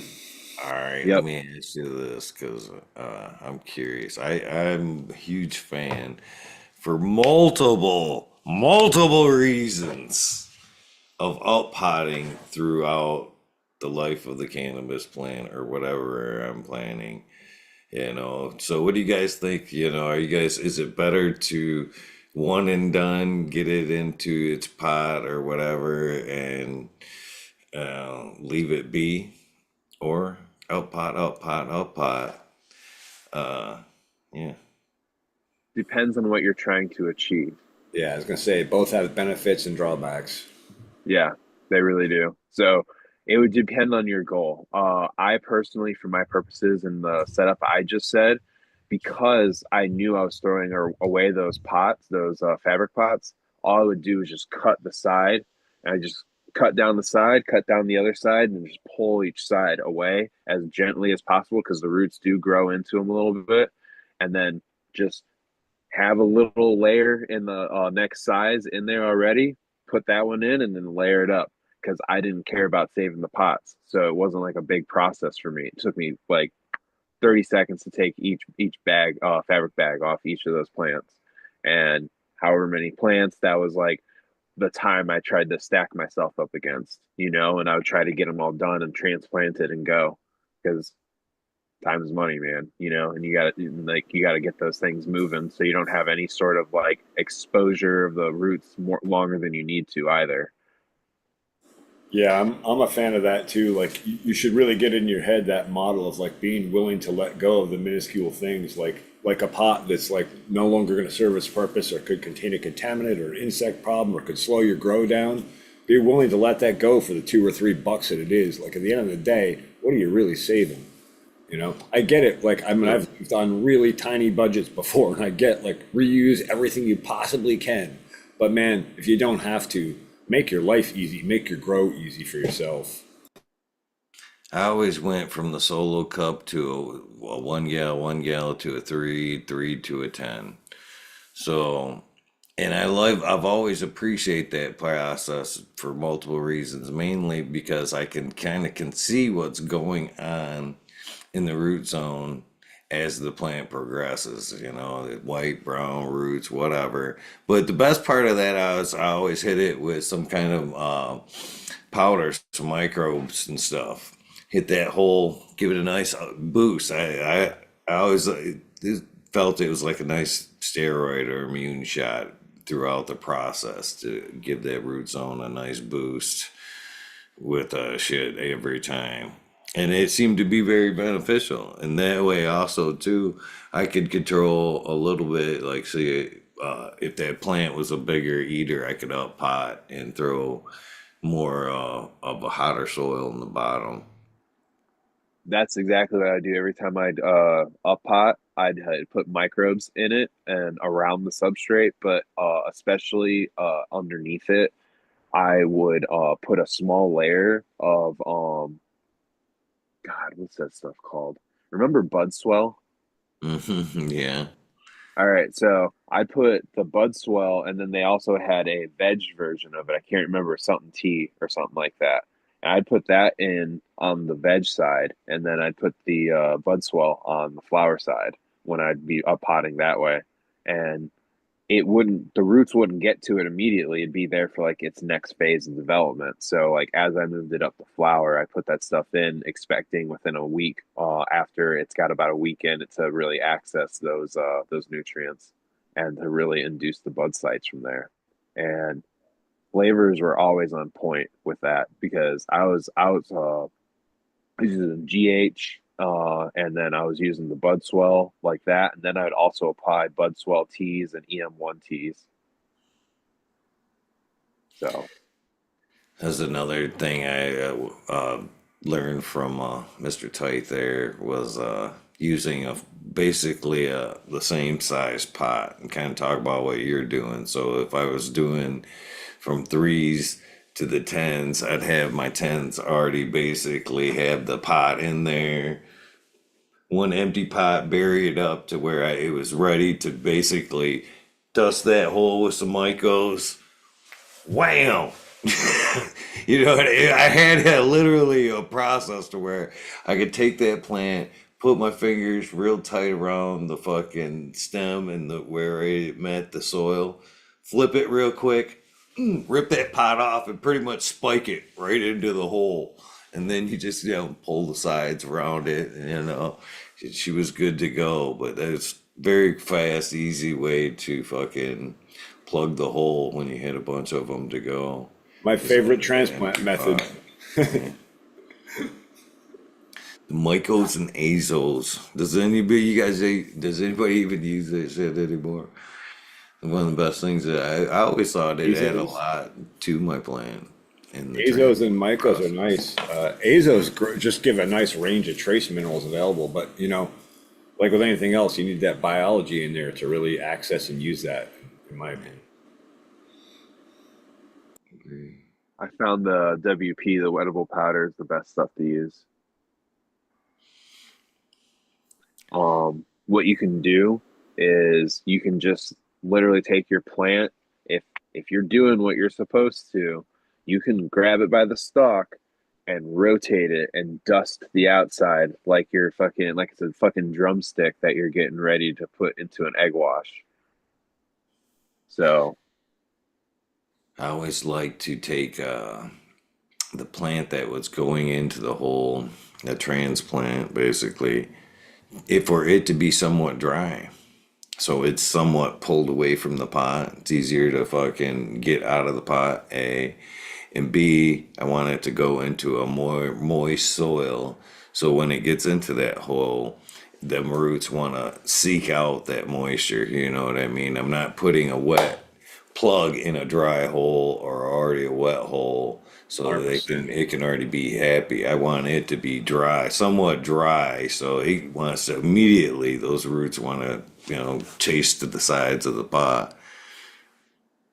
Absolutely, I completely agree with that, and that goes for any kind of transplanting. If you can set it up so that you don't have to water the plant right away, and so that the soil that it's going into is a little moister than the soil that it's in, and it really reaches out and grabs quick. And John Kemp even talks about that as far as transplanting seedlings out on a farm. If you can not water them for a few days, they'll reach in and go after the environment. Whereas if you kind of baby them too much, then they're not as motivated to go put roots out and reach for new nutrients, new soil, new moisture.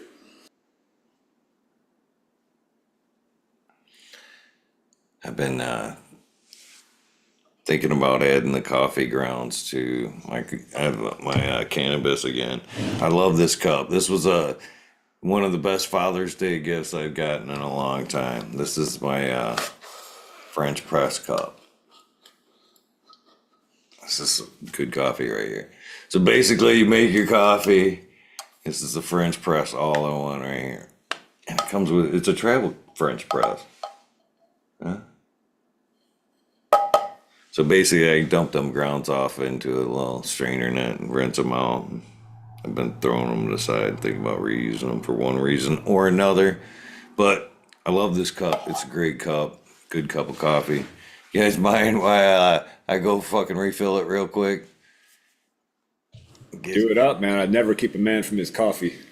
Oh man, there's something about, I've drank coffee my whole life. In fact, in high school, they tried to get me because I thought I had a back problem at that point, and it was fucking kidney problem from drinking so much coffee all the fucking time. They're like, you got to slow down on that shit, and I never did.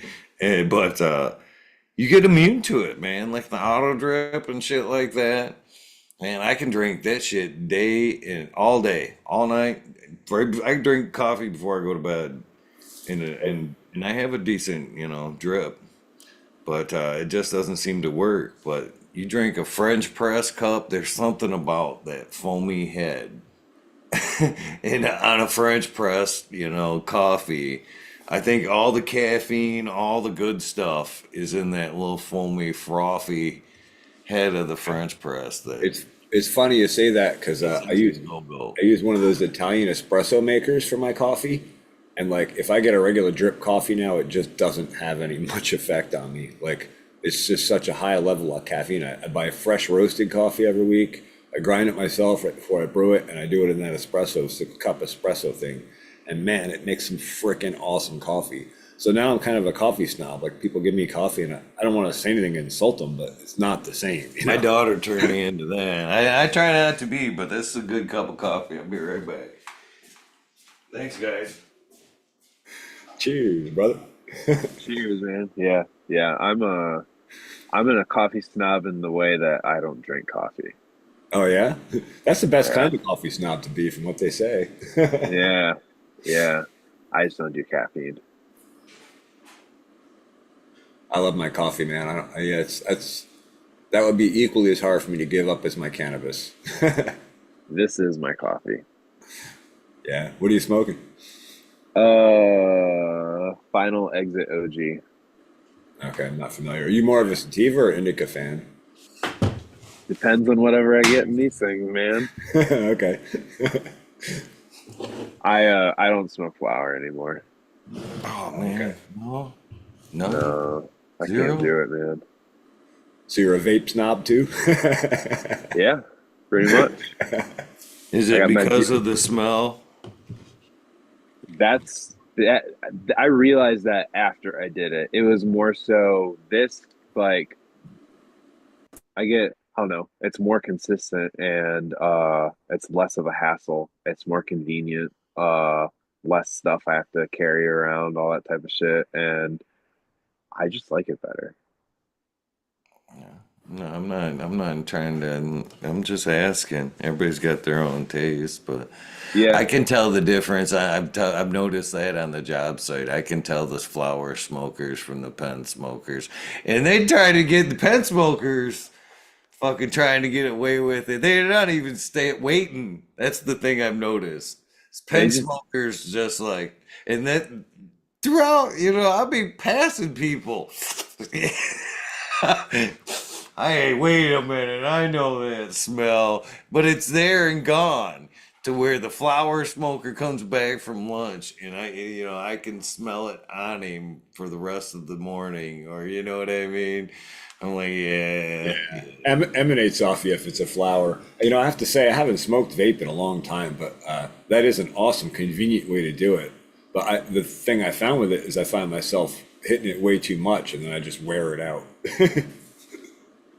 I mean, I get that. I have a pretty good variety of flavors that I get. So I get like hybrids, indicas, sativas, and stuff, and then within those, I get like all different like strains. So I got a pretty good like change up.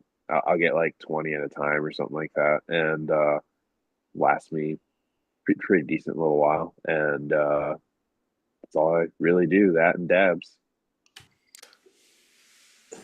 That's I can't. Well, I became too frequent with it when I first tried to start using it. Daughter had got me one like of those like U cans, and they come with the fucking like the necklace straps and shit. You know what I mean? Yep. And next thing I know, I decide, fuck it, man. I'm mowing the lawn, fucking with the fucking necklace on. I'm just basically riding around. Just too convenient. It's in my pocket, yeah. Yeah, who needs oxygen when you can vape?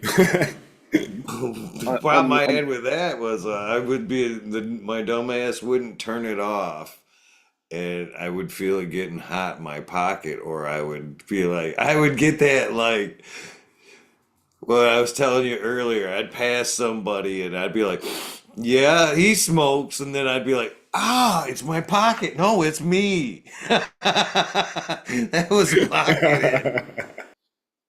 You gotta shut it off. You gotta shut it off, man. No, I had one of those Yo cans too, and I remember just sitting there watching TV, being like, "What's that smell?" And then just like pulling it out of my pocket and hearing it go because it burned off everything that was in there, and it's just been sizzling now, and just burned out the element basically. Yeah, that's the worst. I thought them Yeah. things were as far as like a portable dab. I always thought that Yokan was pretty nice. It had the four coil system. You could pack it full of fucking some concentrate or even bubble and Yeah. fucking get some amazing hits off that thing. All clean all the way through. You just had to be on top of keeping that bowl clean. Well, what I liked is that you could put a ceramic one in there, and so that one was a lot cleaner. And I would just get replacement ceramic ones and put a replacement in there every 2 weeks. Yeah. Funny, I've gone even with flour to replacement bowls. Like, they start to get clogged Yeah. up. The amount of time and energy to clean the damn thing is just not worth it. I just go buy another bowl for 10 or 15 bucks. Like, fuck it, man. I tried so hard and wanted for a good fucking portable flower vaping device. I had the fucking electric blunt at one point and fucking several flower vaping devices that they just never caught on. It was just had that like fucking like burnt fucking wood kind of taste. I've never been a fan of like vaping flower. There was just never a good way. Didn't taste good. Gave a hell of a high, but it just never tasted like the flower or nothing like that. It just Completely agree. In my experience, the same thing. Like, I'd rather just smoke flour and vape, concentrates. a volcano, even at that, it didn't wasn't even a good sale for me. I never had that same taste, but I had a good high, well, for sure, but didn't have the same kick. Cheers, SoCal. All right, one more doobie. I think I'm out.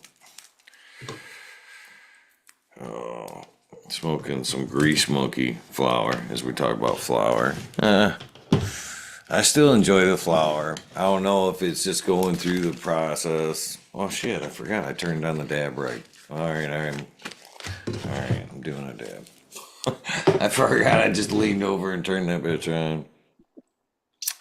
I still enjoy the flower though. I don't know if it's the process or whatever.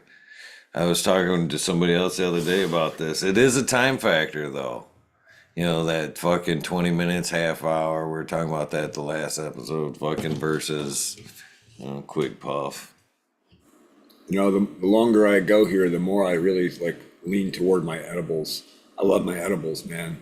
I love something I can take, know approximately when it's going to hit me, how strong it's going to hit me. Like, that's really nice. And then have that length of time to last. I don't have to like stop and smoke again in an hour or hour and a half or whatever. It's like that shit hits you and it holds for 3-4 hours. And like, if you time it right, as if it's going to start fading down, you pop another one, you carry it right on. Oh man, I'm leery. I see, and I guess I'm getting better in my older age, but I can tend to throw down one. Something tastes good, two tastes better. I don't know, but man, I had gotten some mushroom chocolate bar from a friend at the Sun Grown Cup, and man, I'm glad I went light on that because that shit tasted good, but that came with a hefty warning too, that how on its strength, and it was like a seesaw of chocolate, and I was like, man, this is good. And I kind of wanted to like go deeper into the chocolate bar, but held back. But I haven't had the willpower on some cannabis edibles, before, man. I powered through some good cookies, couple cakes and shit like that for them to come back and really, really kick my ass. I use those as reminders to not do that because yeah, it's easy to like, man, this chocolate's really good. I'll pop another, I'll be okay. I'll pop one more. Next thing you know, it's like, oh shit, that was way too much. I did that from some syrup. Uh, fucking one night, fucking that shit was good. They did that. That was a big thing here in Michigan for a while. The cannabis syrup. And I bought it, and they had like 1,000 milligram bottle, and I'm like, so drink this now, and they're like, no. I'm like, drink it on the way home, and they're like, no. ended up fucking, I waited and I drank that fucker on the air. And you can watch me melt when I fucking just drank that fucker because I didn't heed any of the warnings, and it was good. I ended up like just kicking that whole bottle back, and I got fucked up, really fucked up on that syrup, cannabis syrup. Jake, fucking, he's been on the road. Northern Exposure he was on the show. I forget what episode that was, but that was a fad. I haven't seen a lot of the cannabis infused syrups lately. We went through a Kool-Aid phase here in Michigan, which was pretty good. Some medicated Kool-Aids. I've had some medicated kombuchas that was pretty good. Fucking bacon. Bacon on a stick with medicated sauce. Again, see, these are all things I would, you know what I mean? Fucking, and that's I tell you what, Carlton, I went to a High Times, had a cup here in Michigan at one point, and they had an edible village in the center, and everybody was handing out like freebies, and I indulged on like every stand's freebie and got so fucked up by the end of the time I left the edible village. I was like gonna go back and buy shit, but I couldn't find the shit that I wanted to buy. And literally came back the next day all clear headed, was like, oh, it's right there.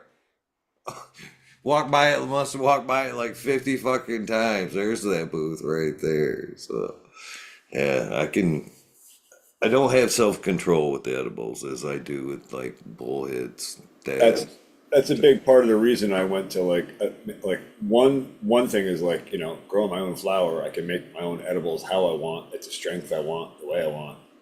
The other part of it is like, yeah, it's too easy if you start making all kinds of tasty stuff that has cannabis in it. So you want to eat it because it tastes good, and then you get into it, and then you get high, and then you start eating more of it. The next thing you know, you're like totally wasted. It's like, yeah, you really have to like watch it, like babysit yourself kind of with it, right?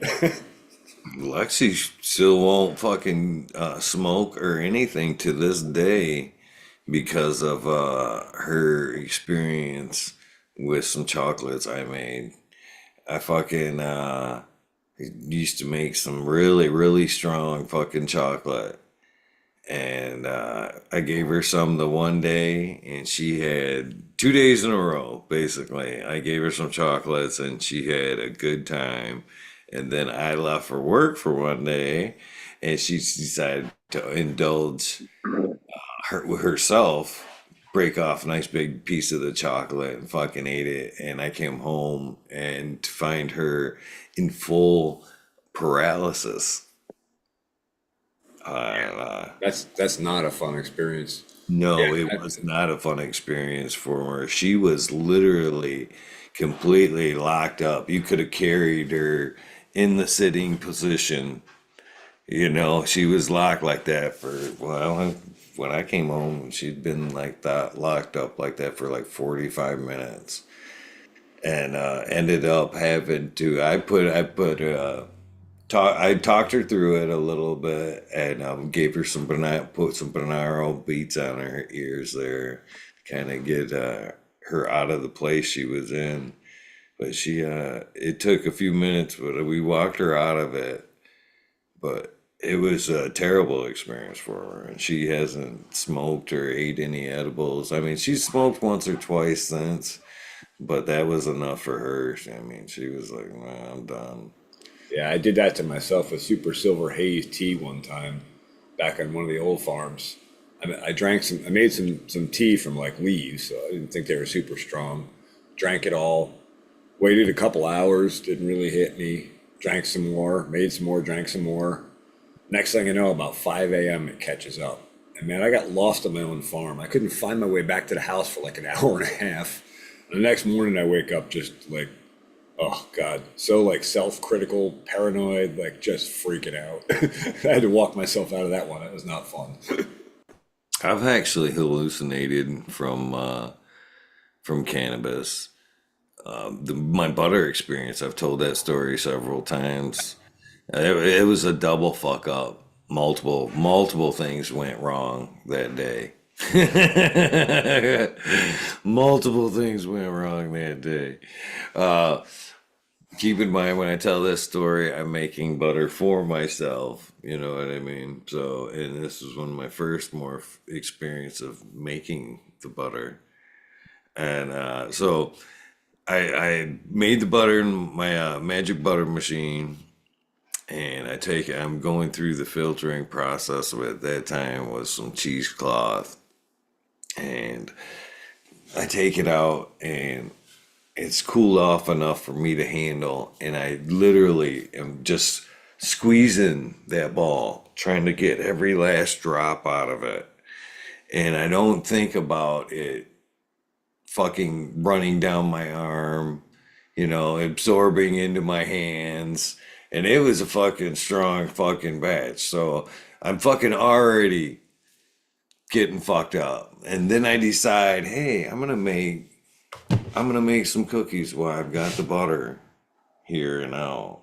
So I decide to make some chocolate chip cookies, and I throw some mint chips in there. So if you're listening, this is fucking the mint hides the cannabis taste 100%.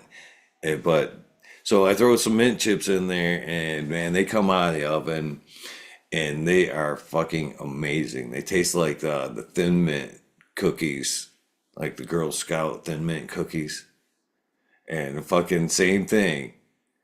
Don't know how strong these motherfuckers are. I eat one and I'm like, oh, these are fucking delicious. So the next thing I know, I'm like 6 cookies in, and I'm like, oh no, I'm gonna go lay down for a minute. And fuck it, I get up, and literally, man, my head felt like it was like fucking 6 feet above my body. I wander down the hallway and fucking get into the shower, which was like an hour shower. And I fucking literally been there just laughing and shit for fucking, you come up, knock on the door. You all right in there? I'm like, oh yeah. I fucking couldn't get that Young Guns where they're chasing the chicken. You know what I mean? They're high on the peyote. They're chasing the chicken. For some reason, I thought of that. And I'm literally up there just fucking laughing. But yeah, I laughed hysterically for about fucking 4 hours, you know, in the shower, out of the shower, fucking, it was a good time. But I would honestly like to know the magic number because I'd like to go back to that place sometime, but. So hard to establish that magic number. It varies, every day with your body, what you ate, where your metabolism at. It's a hard one. I agree 100% though, man. That I added some peppermint essential oil to a batch of chocolates I made, and it totally masked the canna flavor, and it made they were like those, the Andes mints. It came out with like that flavor. It was pretty cool. But that's another one of those where it's like, I want to eat like 20 of those. You don't want to eat 20 of those. Yeah. Fucking yeah. Though I do enjoy the edibles. And then for me, if it's a matter of availability, I guess, because I go through them phases where I don't have them, and then I'll make some Rice Krispies, so I'll fucking get fucked up, you know what I mean? And then it'll be a while since I make another batch, so I guess that's one part of the reasons of overindulging. But like, say if I do make a nice batch of some Rice Krispie treats or a big block of some chocolate or something, so I have it for multiple days, maybe say a week or so. I feel amazing. First fucking day, I'll fuck myself up. Second day, I'll have that fucking hangover-ish kind of high. Third day, now it's more of I've built up somewhat of a tolerance to it, and now I just don't hurt as much, and now I'm more functional, and so at that point, 4 or 5 days in, it seems to be just like, my morning aspirin or whatever, but I don't stay on it like that. I'll have that batch. This is great. And then they'll be done, and then I won't do it again for a long period of times. And then rinse, lather, repeat. So I don't necessarily keep it in my system as much as I should, or maybe that's my problem. I should just keep it around, right?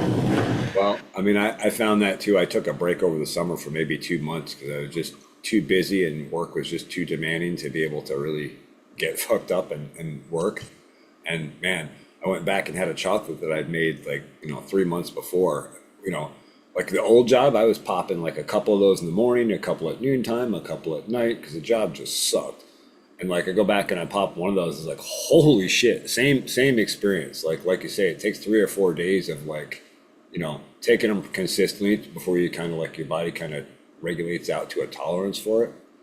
It's weird how much it can fluctuate. Like if you're used to it, you can pop one chocolate, that's a nice functional buzz. If you haven't done it in a month or two, man, you pop a chocolate and you're like, poof, whoa. I have a no edibles rule. It might be a good one. To turn that shit into a hot sauce, I might be addicted. But man, I tortured myself yesterday with some ghost pepper sauce. Oh, it was good, but it was hot. It was hot. I do that too. I like it. There's a habanero salsa that I get that's super hot. And man, if I haven't eaten it for a while and I eat it again, it's like, man, it just lights you up. You gotta try that yellow bird. That shit's fucking delicious. Yellowbird? Never heard of it. I said, hold on. I literally have bottles everywhere. And this is no lie. I have one in my car. Every car. I have one here. Is that a concentrate cannon? It's capsules. It's like a fucking weapon, or like it's either in the cup holder or it's in the door. It's funny. I stopped the other day. Fucking got some chicken fingers. She was like, "You want some fucking sauce?" I'm like, "No, I'm good." It's right here. The yellow bird, man.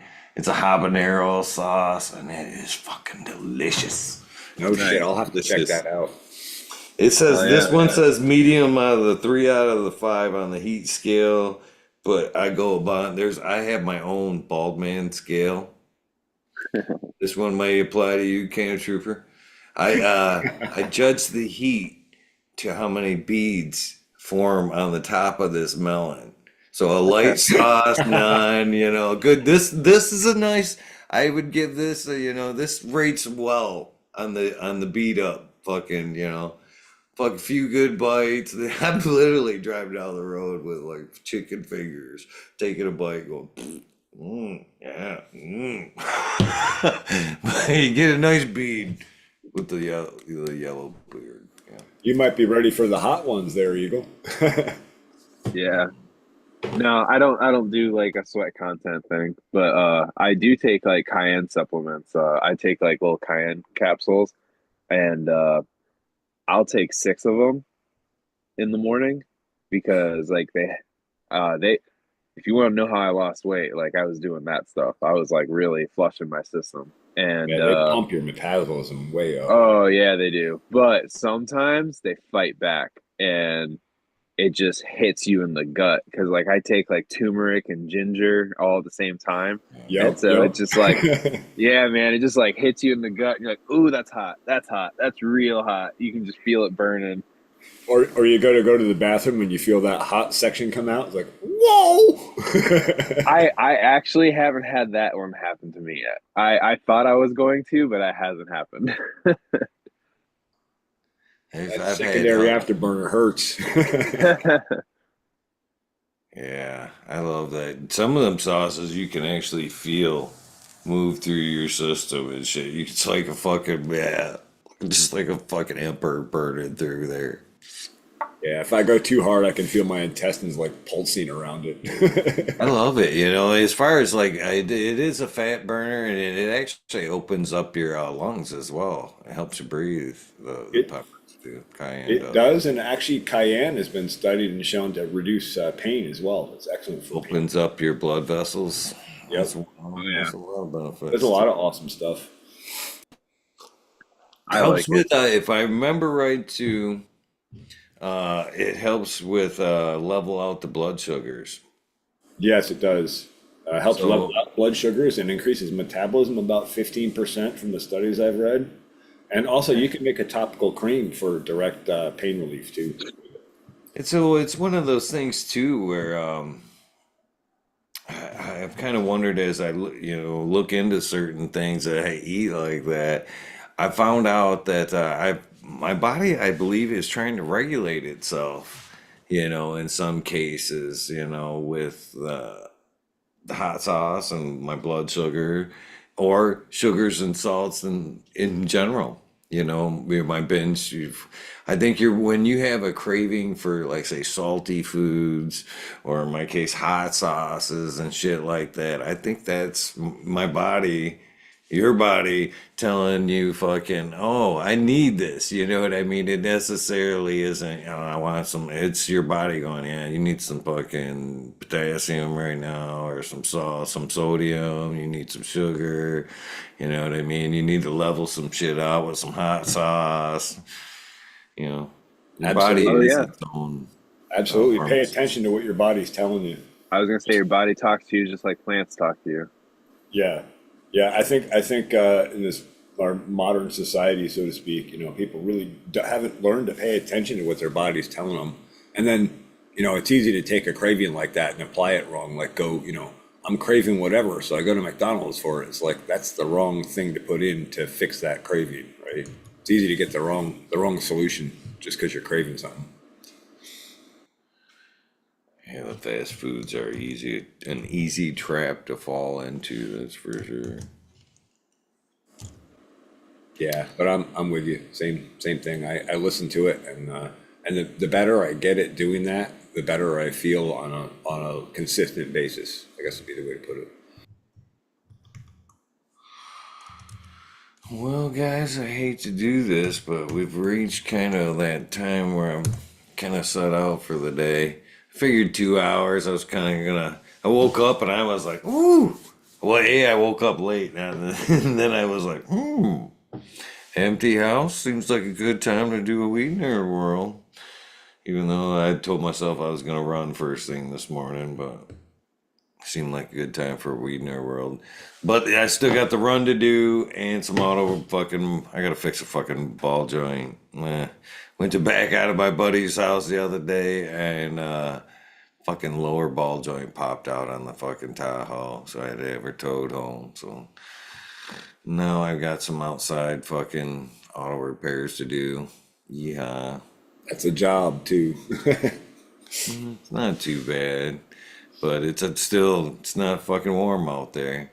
I don't mind it, man. You fucking 80 degrees outside, fucking 70, 80 degrees. Yeah, let's rinse out some shit, man. As I've gotten older and it's like cold and fucking Yeah, nothing's appealing about touching cold wrenches and fucking rolling around and all that. I've been working on my tractors over the winter, man. I've been trying to do it on the warmer days because those cold days are just miserable turning wrenches, man. 10 degrees on cold wrenches, man.